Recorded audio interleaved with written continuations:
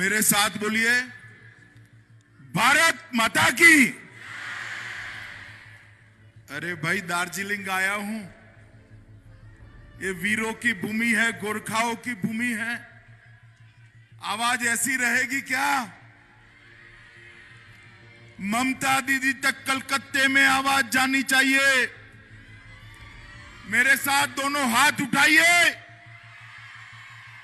विजय के संकल्प की मुट्ठी भींचिए और प्रचंड आवाज से बोलिए, भारत माता की, भारत माता की, भारत माता की। मेरे साथ बोलिए, जय गोरखा, जय गोरखा, जय गोरखा। आज जिनको मैं जिताने के लिए आया हूं, ऐसे हमारे दार्जिलिंग विधानसभा के प्रत्याशी नीरज तमांग जिम्बा जी। आगे आओ नीरज, आगे आओ, तुम ताली बजाओ नीरज भाई के लिए सब लोग। कर्सियंग के हमारे प्रत्याशी श्री विष्णु प्रसाद शर्मा जी, विष्णु भाई आगे आओ। ये दोनों को प्रचंड बहुमत से जिताकर दीदी को सभी जुर्मों का हिसाब किताब देना है। बैठिए, बैठिए। मेरे साथ यहां के लोकप्रिय सांसद और मेरे दोस्त युवा सांसद और पूरे देश के गोरखा नेता भाई राजू बिष्ट के लिए जोर से ताली बजाइए। जीएनएलएफ के नेता भाई मान गिसिंग जी, समग्र गोरखा जाति का पूरे जीवन के लिए, लंबे समय के लिए संघर्ष कर हित करने वाले सीपीआरएम के नेता श्री आरबी राय साहब के लिए ताली बजाइए। दार्जिलिंग के जिला अध्यक्ष कल्याण कुमार देवांग जी, मनोज देवांग जी, एजोय एडवर्ड जी, एजोय खड़े हो यार, श्री विकास राय जी, प्रताप खाटी जी, स्वराज थापा जी, शारदा राय जी, श्री तिलक चंद्र रोका जी, एमएल राय जी, राजू प्रधान जी, गोविंद छेत्री जी। मेरे साथ यहां पर दिल्ली से आए हुए भाजपा के राष्ट्रीय प्रवक्ता भाई संजय मयूख जी, दिल्ली के नेता राजीव बब्बर जी, प्रवासी इंचार्ज ब्रिजेश सिंह जी, और आज पूरा देश जिन पर नाच करता है, ऐसे मेरे प्यारे गोरखा भाइयों बहनों माताओं और मेरे जिगर के टुकड़े जैसे युवा मित्रों। सबसे पहले तो मैं एक खूबसूरत वादी और ऐतिहासिक स्थान पर आकर अपने आप को भाग्यशाली समझता हूं कि मैं आज आप लोगों के बीच में यहां पर आया हूं। मैं इस पावन भूमि पर महाकाल मंदिर, धीरधाम मंदिर और विश्व शांति पगड़ा जहां पर उपस्थित है, ये तीनों स्थानों को प्रणाम कर मैं अपनी बात शुरू करना चाहता हूं। मित्रों, स्वतंत्रता संग्राम में दार्जिलिंग ने बहुत बड़ी भूमिका निभाई। दहल बहादुर गिरी, हेलेन लेप्चा, गागा छिरिंग, पुष्प कुमार घिसिंग जैसे अनेक स्वतंत्रता सेनानियों ने देश को आजाद करने के लिए इसी भूमि से संघर्ष किया है। वो सभी को मैं बहुत बहुत नमस्कार करता हूं। और आज मैं यहां आया हूं तब सबसे पहले एवरेस्ट चढ़ने वाले भारत के गौरव तेंजिंग शेरपा को भी हृदय से प्रणाम कर कर मेरी बात की याद कर।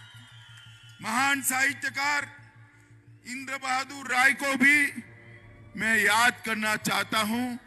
और मित्रों, सबसे ज्यादा आप सभी को इतनी बड़ी संख्या में मोदी जी के समर्थन में यहां उपस्थित होने के लिए यहां बैठे हैं, पीछे बैठे हैं, ऊपर बैठे हैं, वो सभी को प्रणाम कर कर मेरी बात की शुरुआत करना चाहता हूं। मित्रों, ये दार्जिलिंग देश के सबसे खूबसूरत शहरों में से एक, सबसे खूबसूरत स्थानों में से एक और देश के सबसे पुराने स्थापित शहरों में से एक। देश में सबसे पहली बिजली 1897 में हमारे दार्जिलिंग के अंदर आई थी। सबसे पहले 1850 में यहां पर दूसरी नगर पालिका बनी, म्युनिसिपैलिटी बनी। मद्रास के बाद दार्जिलिंग पहली म्युनिसिपैलिटी बनी और चाय बागान के रूप में पूरे बंगाल में सबसे पहला इंडस्ट्रियल एक्टिविटी भी मेरे दार्जिलिंग के अंदर शुरू हुआ है। मित्रों, ये छोटी सी जगह ने हमारे देश के आजादी के लिए, देश के विकास के लिए बहुत बड़ी भूमिका निभाई है। माताओं, बहनों और भाइयों, मैं तो बात कर रहा था 1850 की, 1897 की, मगर इसके बाद, आजादी के बाद कांग्रेस, कम्युनिस्ट और अब ये दीदी, तीनों ने दार्जिलिंग के विकास को फुल स्टॉप लगा दिया है। मुझे बताइए, ये दार्जिलिंग 21वीं शताब्दी के अनुरूप दार्जिलिंग बना है क्या? बना है क्या? देश बहुत आगे निकल गया, मेरा दार्जिलिंग वही का वही रह गया। क्यों हुआ ऐसा? क्योंकि सबने दार्जिलिंग को सिर्फ आराम करने की जगह के रूप में ट्रीट किया, किसी ने दार्जिलिंग का विकास नहीं किया। मैं आज आपको कहने आया हूं, भारतीय जनता पार्टी और इसके सहयोगी दल के सारे नेता यहां बैठे हैं। एक बार आप मोदी जी को मैंडेट दे दीजिए, 5 साल में दार्जिलिंग की सभी समस्याओं का समाधान नरेंद्र मोदी जी निकाल कर। मित्रों, बंगाल के अंदर भारतीय जनता पार्टी की सरकार बन रही, दीदी अब रोक नहीं सकती। 200 से ज्यादा सीटों के साथ सरकार बन रही। दार्जिलिंग की 3 सीटें भारतीय जनता पार्टी के लिए बहुत महत्वपूर्ण है। मैंने कल एक इंटरव्यू में कहा है, एक और अगर भाजपा 200 सीटें जीतती है तो एक और 197 सीटों का विजय है और दूसरी ओर हमारी ये 3 पहाड़ की सीटों का विजय है। क्योंकि मैं मानता हूं कि गोरखाओं को इस देश की मेन स्ट्रीम के अंदर लाने की जरूरत है। गोरखाओं का भव्य इतिहास रहा। देश में जब जब भी देशभक्ति से हरी भरी, देशभक्ति से ओतप्रोत जातियों का नाम लिया जाता है, मेरा गोरखा भाइयों का नाम सबसे पहले गौरव से लिया जाता है। देश के लिए बलिदान करने वालों का नाम बनता है, सूची बनती है। देश के लिए जान देने वालों की सूची बनती है। देश के लिए वफादारी के साथ जीने वालों की सूची बनती है। भारत माता की रक्षा के लिए अपना सर कटवाने वालों की सूची बनती है। तो वो सूची में प्रथम पंक्ति में मेरा गोरखा जवान होता है। मित्रों, गोरखा जवान। और एक गोरखा जाति के साथ, ये पहाड़ के साथ, देश भर में बसे गोरखाओं के साथ ये कांग्रेस, कम्युनिस्ट और टीएमसी की तिकड़ी ने सालों तक अन्याय किया। 86 और 88 में कम्युनिस्टों ने पहाड़ पर आग लगा दी, 1200 से ज्यादा गोरखाओं की छातियों में गोलियां मार दी। आज भी हम नहीं भूले। और उसके बाद मां, माटी और मानुस की बात करने वाली दीदी आई। दीदी ने भी कोई कम जुल्म नहीं ढाए, अनेक लोगों को निर्मम हत्या करा दी और हजारों पर मुकदमे दायर कर दिए। मित्रों, उसने मुकदमे राजनीतिक रूप से कुछ लोगों के सिलेक्टिवली वापस लिए। मैं कहकर जाता हूं कि भारतीय जनता पार्टी की सरकार बनने के बाद आंदोलन के जितने भी मुकदमे किसी भी गोरखा भाई पर है, सबके सब एक सप्ताह के अंदर हम वापस लेने का काम ये भारतीय जनता पार्टी की सरकार करती। मित्रों, गोरखा भाइयों को विस्थापित का जीवन जीना पड़ा, दर दर भागना पड़ा, छिपना पड़ा। आपका ये राजनीतिक वनवास लंबा चलने वाला नहीं है। 2 मई को दार्जिलिंग में दिवाली होने वाली है। 2 मई को ये पहाड़ पर आग नहीं लगेगी।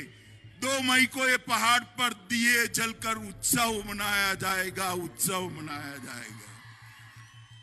गोरखाओं के साथ न्याय केवल और केवल भारतीय जनता पार्टी ही कर सकती है, क्योंकि भाजपा, भारतीय जनता पार्टी और गोरखाओं का गठबंधन हमने नहीं बनाया है, आपने नहीं बनाया है। भाजपा और गोरखाओं का गठबंधन ईश्वर ने बनाकर जमीन पर उतारा है। ये पवित्र गठबंधन है। ये गठबंधन को ताकत देने के लिए आज मैं यहां आया हूं। मेरे गोरखा भाइयों, बहनों, माताओं, युवाओं को अपील करने आया हूं कि आइए, देश भर के गोरखाओं को देश की मेन स्ट्रीम के साथ जोड़ने का एक मौका देश के प्रधानमंत्री नरेंद्र मोदी जी को दीजिए। मित्रों, मैं जानता हूं आप सभी के मन में गोरखाओं की समस्याओं का स्थायी राजनीतिक समाधान क्या हो सकता है, उसके लिए एक चिंता है। मगर हमारा संविधान बहुत व्यापक संविधान, हमारे संविधान में हर समस्या का समाधान है। मैं आज इस पवित्र दिन पर आप लोगों को वादा कर कर जाता हूं कि गोरखा समस्या का स्थायी राजनीतिक समाधान भारतीय जनता पार्टी की दोनों सरकारें, केंद्र सरकार और बंगाल की सरकार मिलाकर निकालेगी। आपको अब आंदोलन नहीं करना पड़ेगा। छूटी हुई 11 गोरखा उपजातियों को एसटी का स्टेटस चाहिए। सालों से मामला लटक रहा है। ना बंगाल सरकार ने चिंता की, ना भारत सरकारों ने चिंता की। भाजपा की भारत सरकार आई, मगर ममता दीदी कोई मीटिंग में आए ही नहीं। कैसे करे? अरे बदल दो ममता दीदी को, भाजपा का मुख्यमंत्री ला दो। 11 गोरखा जातियों को अनुसूचित जनजाति का, एसटी का स्टेटस देने का काम ये भारतीय जनता पार्टी की सरकार करे। मित्रों, हम चाय बागान की पीड़ा से अवगत है। पर्जा पट्टा का आपका वेदना हम जानते हैं। पीढ़ी दर पीढ़ी चाय बागानों में काम करने के बावजूद, पीढ़ी दर पीढ़ी सिनकोना बागान में काम करने के बावजूद पर्जा पट्टा नहीं मिलता है। हमने तय किया है कि पर्जा पट्टा 6 महीने के अंदर हर गोरखा भाई बहन को देने का काम हम करेंगे। चाय बागान के मजदूरों के लिए अभी अभी जो बजट नरेंद्र मोदी सरकार ने रखा, उसमें 1000 करोड़ रुपए की घोषणा की। 1000 करोड़ रुपया चाय बागान के मजदूरों के, हमारे श्रमिकों के लिए, उनके रहने के घरों के लिए। उनके लिए अच्छे हेल्थ सेंटर बनाने के लिए और उनके बच्चों की प्राइवेट स्कूल बनाने के लिए भारतीय जनता पार्टी खर्च करने वाली है मित्रों, खर्च। और चाय बागान के श्रमिकों का वेतन, हम आज तक जो शोषण हुआ हो चुका, चाय बागानों के मजदूरों का वेतन हम बढ़ाकर 350 रुपये तक ले जाने का हमारे संकल्प है। दार्जिलिंग की सबसे बड़ी समस्या पीने का पानी है। इसके कई रास्ते हैं, पहाड़ है, पानी को बचाने के कई रास्ते हैं, मगर किसी ने करा नहीं है। गांव में, शहर में जल संचय के काम के माध्यम से एक सुंदर व्यवस्था कर 600 करोड़ रुपया इन्वेस्ट कर भारतीय जनता पार्टी की सरकार दार्जिलिंग के पीने के पानी की समस्या का हम गंभीरता के साथ रास्ता निकालने वाले हैं। 600 करोड़ रुपए। सबसे ज्यादा बारिश होती है ऐसा क्षेत्र है मेरा दार्जिलिंग। ये पहाड़, इसके जल संचय की व्यवस्था नहीं की, संचित करे हुए जल को घर तक पहुंचाने की व्यवस्था नहीं की, संचित किए हुए जल को शुद्ध करने की व्यवस्था नहीं की। ये सारी व्यवस्थाएं असंभव नहीं है। दिल में प्यार चाहिए क्षेत्र के लिए, दिल में लगन चाहिए। पानी पीने के लिए, घर के पानी के लिए माताओं बहनों को जो तकलीफ पड़ती है, इसके लिए मन में दर्द चाहिए। वो दर्द नरेंद्र मोदी जी के दिल में है मित्रों, वो दर्द नरेंद्र मोदी जी। ये सिंकोना के सारे पार्क सिकुड़ रहे, औषधियों के सारे पौधे मर रहे, इसके अंदर नए प्रकार की औषधियों को लगाया नहीं जाता। आयुर्वेद दुनिया भर में बढ़ रहा है, मगर ये औषधीय पार्क मर रहा है। मैं आपको वादा करता हूं, सिंकोना को हम मेडिकल मेडिसिन का हब बनाकर पूरे विश्व में इसके मार्केटिंग की चिंता करेंगे। सिंकोना बागान 10,000 से ज्यादा लोगों को रोजगार देता है। अभी भी और संभावनाएं हैं। मैं आपको बताकर जाता हूं कि एक हर्बल पार्क बनाकर सारे सिंकोना पार्क का पुनर्निर्माण करने का काम बंगाल की भारतीय जनता पार्टी की सरकार करेगी। मित्रों, फॉरेस्ट राइट एक्ट, मुझे एक बात बताइए, देश भर में फॉरेस्ट राइट एक्ट मिलता है, आप लोगों को मिलना चाहिए या नहीं मिलना चाहिए? जोर से बोलो, मिलना चाहिए या नहीं मिलना चाहिए? आपका अधिकार है या नहीं है? ये दीदी ने आपके अधिकार से आपको वंचित रखा है। मैं बताकर जाता हूं कि फॉरेस्ट राइट एक्ट 2006 यहां पर दार्जिलिंग की पहाड़ियों पर भी, कलिम्पोंग जिले में भी इसको लागू कर आप लोगों को ये अधिकार से बहाल किया जाएगा। एडीआई फंड लैंड अंग्रेजों के समय में शुरू किया हुआ शोषण करने वाला व्यवस्था है, इसको हम समाप्त कर देंगे। इससे आपको मुक्ति कराने का काम करेंगे। उच्च शिक्षा के लिए एजुकेशन हब के रूप में हमारे पुरखों ने दार्जिलिंग को विकसाया था। ढेर सारे देशों से, ईस्ट के सारे देशों से, नेपाल से, भूटान से, बांग्लादेश से लोग यहां पढ़ने आते, मगर पूरी व्यवस्था खस्ता हाल हो चुकी। मित्रों, मैं आपको कहकर जाता हूं, भारत सरकार भाजपा की और बंगाल सरकार भाजपा की ये डबल इंजन सरकार यहां पर उच्च शिक्षा में दार्जिलिंग को फिर से एक बार विश्व प्रसिद्ध उच्च शिक्षा का हब बनाने का काम करेंगे। और इसके साथ साथ पहाड़ उतरते ही उत्तर बंगाल के अंदर एक सेंट्रल यूनिवर्सिटी की स्थापना करने का काम भी भारतीय जनता पार्टी करेगी। पर्यटन के विकास के लिए 1000 करोड़ का विशेष पैकेज हमने उत्तर बंगाल के लिए इंगित किया है, जिसमें हिमालयन बौद्ध circuit, queen of hills circuit और राजवंशी पर्यटन सर्किट के माध्यम से ये पूरे पहाड़ को विश्व भर के पर्यटक यहां आए ऐसा बनाए।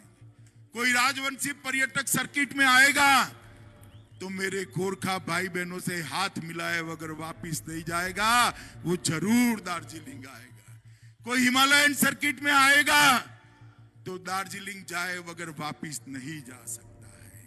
कोई क्वीन ऑफ हिल्स में आएगा तो दार्जिलिंग के अंदर उसको रहना ही पड़ेगा, आपका खाना उसको खाना ही पड़ेगा। मित्रों, हमने तय किया है आतिथ्य व्यवसाय के लिए हर घर के अंदर पर्यटकों को रखने के लिए एक योजना लेकर आएंगे और 50 लाख तक की लोन जो पर्यटक आतिथ्य के लिए सब्सिडाइज करना चाहते हैं उनको सब्सिडाइज कर लोन देकर रोजगारी का निर्माण करने का काम भी भारतीय जनता पार्टी, और 3 साल तक उसको टैक्स से मुक्ति देने का काम भी भारतीय जनता पार्टी की सरकार करेगी। मित्रों, देश भर के अंदर गांव का शासन गांव वालों के हाथ में है। ये पंचायती राज ये गांधी जी की कल्पना थी। डेमोक्रेसी, लोकतंत्र तब तक परकोलेट नहीं होता जब तक पंचायती राज अस्तित्व में नहीं आता। मुझे बताओ भाई, आपका पंचायती राज का चुनाव हुआ है क्या? हुआ है क्या? होना चाहिए नहीं होना चाहिए? ये जम्मू कश्मीर में 1947 से नहीं होता था। 370 कलम भाजपा ने हटा दी। 370वीं कलम हटाने के साथ ही जम्मू कश्मीर में सारे पंचायतों के चुनाव हुए। हम भी सरकार बनने के बाद 6 ही महीनों में सारे पहाड़ पर पंचायत के चुनाव करने का काम करेंगे। ढेर सारे आपके पैसे, चाहे मनरेगा के हो, PMRF के हो, RIDF के हो, केंद्रीय आवास योजना के हो, ये भतीजे के लोग खा गए। भतीजा जानते हो ना? जानते हो ना? ये दीदी उसको मुख्यमंत्री बनाना चाहती है। आप चाहते हो? आप चाहते हो? अब उनको ऐसा है कि पैसा खा गए, कौन पूछने वाला है? ये दीदी के सारे सिंडिकेट वाले मौज मस्ती में हैं। मैं गोरखा भाइयों बहनों माताओं आपको कहने जाता हूं, ये अपने आप को जो तुरम खान समझते हैं, हमारी सरकार बना दीजिए, जेल की सलाखों में रोटियां तोड़ने के लिए हम मजबूर कर देंगे। अरे शिक्षकों की भर्ती में भ्रष्टाचार, जो शिक्षक, जो टीचर बच्चे को पढ़ाता है, ये पवित्र व्यवसाय के अंदर आपने भ्रष्टाचार किया है, हम आपको नहीं छोड़ेंगे। इसकी SIT होगी और जेल की सलाखों के पीछे जाना पड़ेगा। मित्रों, हम एक बात मैं आपको बताता हूं, दार्जिलिंग का अधिकार है कि दार्जिलिंग म्युनिसिपैलिटी को दार्जिलिंग म्युनिसिपल कॉरपोरेशन में बदलना चाहिए, और हमें आपके अधिकार की पुष्टि करते भारतीय जनता पार्टी की बंगाल सरकार बनने के बाद दार्जिलिंग म्युनिसिपैलिटी को दार्जिलिंग म्युनिसिपल कॉरपोरेशन में बदलने का काम भारतीय जनता पार्टी। हम चाहते हैं कि देश भर में जो गोरखा भाई यहां के हैं और जो नेपाली भाई नेपाल से आए हैं, वो भी मेरे अपने हैं, मेरे भाई है। कोई उसको कुछ भी डराए, डरिएगा मत। गोरखाओं और नेपालियों के सम्मान के लिए भारतीय जनता पार्टी किसी के भी साथ लड़ाई कर सकती है। मैं आज आपको बताने आया हूं, हम गोरखा भाषा को बंगाल की सहभाषा के रूप में स्थापित कर ऑफिशियल भाषा का दर्जा देने का काम करूंगा। प्रसार भारती, दूरदर्शन, नेपाली में अलग टीवी चैनल बनाकर आपके एजुकेशन और आपके मनोरंजन के लिए काम करेंगे। अभी मुझे तो मालूम ही नहीं था। कल मैं गया रोड शो में, हमारा प्रत्याशी, क्या नाम है उसका, सुबह प्रताप, मेरे कान में घुसुरपू करे कि भाई साहब एनआरसी। मैंने कहा भाई एनआरसी कहाँ है, कौन लाने वाला है? अभी तो कोई योजना ही नहीं। कि नहीं भाई साहब, एनआरसी आएगा तो गोरखाओं को तकलीफ होगी। ये दीदी आपको डरा रही है और डराकर उसके जुर्म आप भूल जाओ ऐसा करना चाहती है। मगर गोरखाओं पर जो जुर्म किया ना दीदी, गोरखा भूलेंगे नहीं। भूलेंगे क्या? भूलेंगे क्या? देखो, मैं आपको स्पष्टता कर जाता हूं, एनआरसी की अभी कोई बात ही नहीं है, मगर भविष्य में भी आएगी। कोई गोरखा का बाल बांका कोई नहीं कर पाएगा। कोई आपको डराने के लिए आए, मेरे नाम से कहना कि देश के गृह मंत्री ने कहा है गोरखाओं को डरने की जरूरत नहीं है। ये अफवाहें फैलाकर अपनी राजनीतिक रोटियां सेकना चाहते। मैं इस मंच से दीदी को कहना चाहता हूं, दीदी एक गंदी राजनीति अब नहीं चलेगी। गोरखा युवा जागरूक हो चुका है। गोरखा युवा आपके खिलाफ लड़ेगा। गोरखा युवा अत्याचारों का हिसाब किताब करेगा। क्या डराना चाहती हो? इस तरह से डर जाएंगे क्या? मैं आपको कहता हूं, गोरखा इस देश की शान है, इसका बाल भी बांका नहीं हो सकता। कोई गोरखा कभी घुसपैठिया हो नहीं सकता। ये उसी की ही भूमि है, जितनी मेरी है उतनी आपकी है।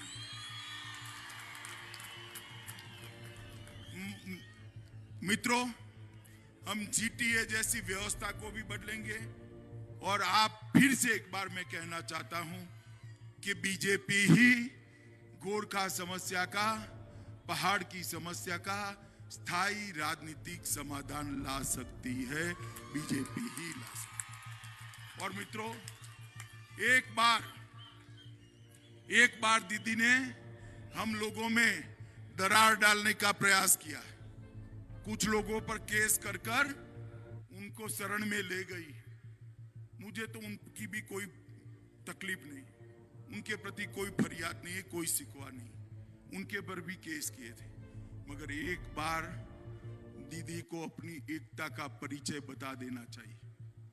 एक बार आप लोग इस चुनाव में तीनों की तीनों सीटें भाजपा और सहयोगी दल को जिताकर बता दो कि दीदी, गोरखा और भाजपा का गठबंधन जो है ना, ये अटूट गठबंधन है, भगवान ने बनाया हुआ गठबंधन। इसको आप तोड़ नहीं सकते। और ये चुनाव हमारे लिए, ये चुनाव जो है हम सबकी एक प्रकार से परीक्षा है। भाजपा और गोरखा की एकता को तोड़ने का घिनौना प्रयास तृणमूल कांग्रेस और दीदी ने किया। इसका मुंह तोड़ जवाब देना, उसको समझाना है कि ऐसे जुर्म कर आप हमें तोड़ नहीं सकती, हमारे बीच में भेद नहीं कर सकती। तीनों की तीनों सीटें कमल के और साथी दलों को जिताकर दीदी को एक स्पष्ट संदेश एक बार भेज दीजिए कि दीदी जुर्म से झुक जाए, जुर्म के सामने झुक जाए। वो गोरखा नहीं होता है, गोरखा लड़ने वाला हो। मुझे बताओ माताओं, भाइयों, बहनों, युवाओं, गोरखा कभी जुर्म के सामने झुकता है क्या? झुकता है क्या?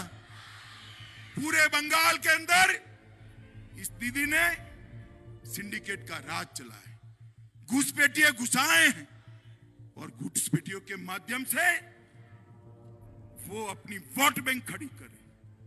मित्रों, भ्रष्टाचार, राजनीतिक हिंसा, राजनीतिक प्रतिशोध, ये दीदी ने बंगाल की राजनीति को सबसे नीचे स्तर पर ले जाने का काम किया है।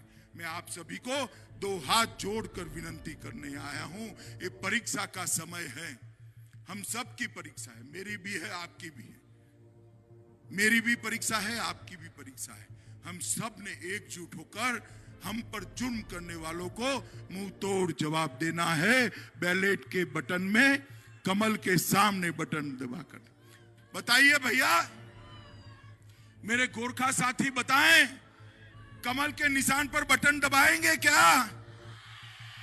अरे यार, ऐसी आवाज होती है क्या? जोर से बोलिए, दबाएंगे क्या? भाजपा और साथी दलों को जिताएंगे, तीनों 3 सीट पर विजय प्राप्त करेंगे।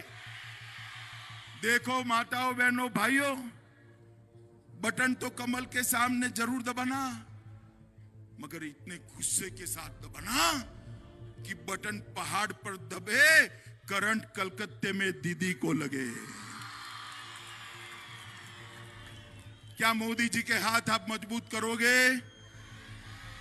पहाड़ की समस्याओं का समाधान करोगे? हम पर किए गए अन्याय का हिसाब किताब करोगे? तो मेरे साथ दोनों हाथ उठाइए, उठाइए दोनों हाथ और प्रचंड आवाज से भारत माता का जय घोष करिए। भारत माता की, भारत माता की, भारत माता की जय गोरखा, जय गोरखा, जय गोरखा। वंदे वंदे वंदे। आप सभी का बहुत बहुत धन्यवाद। आप सभी को बहुत बहुत शुभकामनाएं।